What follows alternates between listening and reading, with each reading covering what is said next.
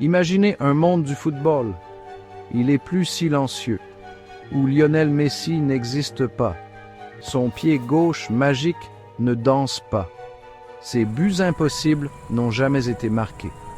Le souffle coupé des spectateurs dans les stades, jamais retenu devant son génie. Une étincelle vitale manque au beau jeu que nous chérissons. Pensez aux nombreux ballons d'or. Il en a gagné tellement. Maintenant, imaginez-les trônant sur les étagères d'autres joueurs. Le grand débat pour savoir qui est le meilleur joueur de tous les temps serait complètement différent. L'histoire du football se lirait comme un livre différent. Une histoire qui semblerait nettement plus pauvre, moins vivante. Considérez le plus petit des détails. Une simple note médicale. Un diagnostic de déficit en hormones de croissance. Le beau jeu serait indéniablement moins beau. À Rosario, en Argentine, un petit garçon jouait. Il s'appelait Léo. Il était remarquablement petit pour son âge, mais ses pieds, eux, semblaient chanter avec le ballon. Dans le quartier, les gens chuchotaient à propos de son talent spécial. Ils disaient de lui qu'il était un don rare. Puis la nouvelle difficile est tombée.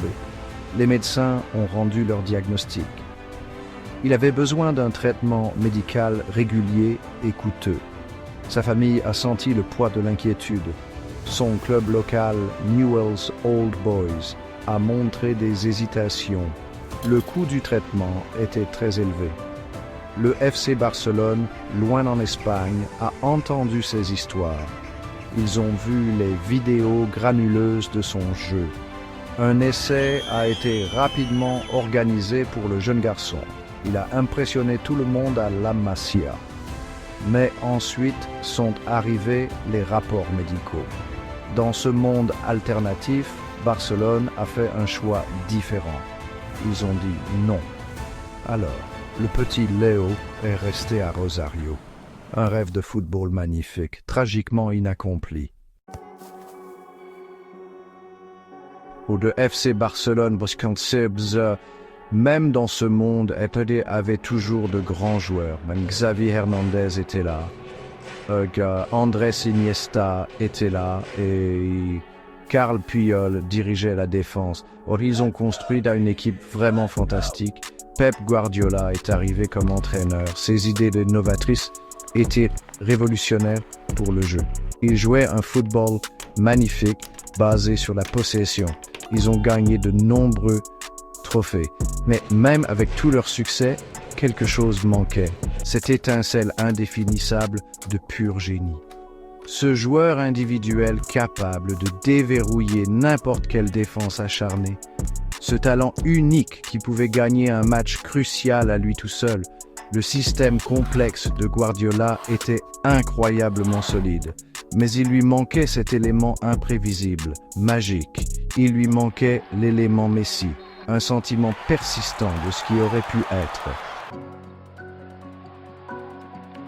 Le style du football est toujours en mouvement. Il évolue constamment.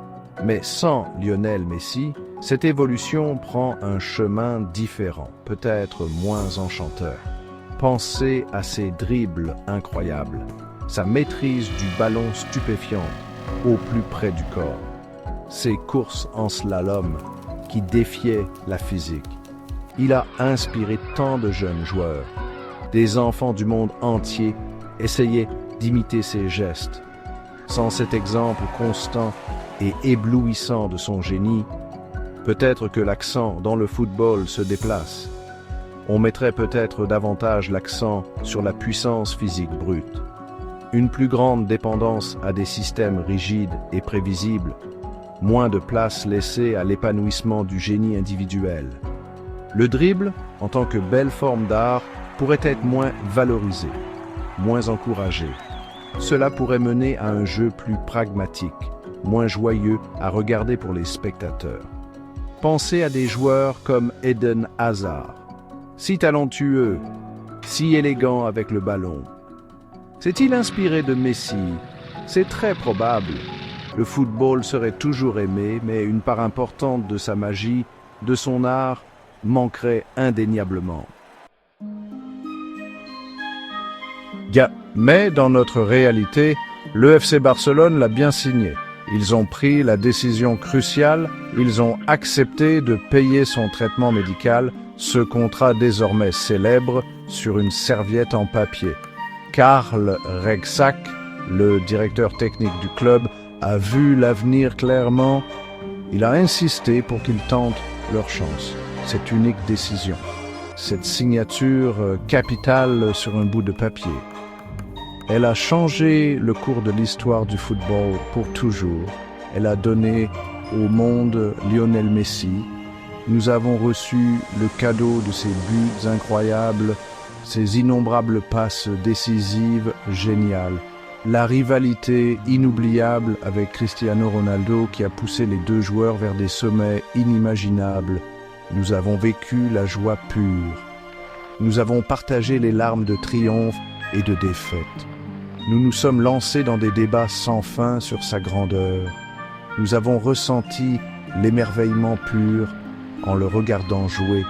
Il fut un véritable cadeau pour le monde du sport. Le football sans Lionel Messi. C'est une pensée qui glace le cœur de tant de fans dévoués à travers le monde.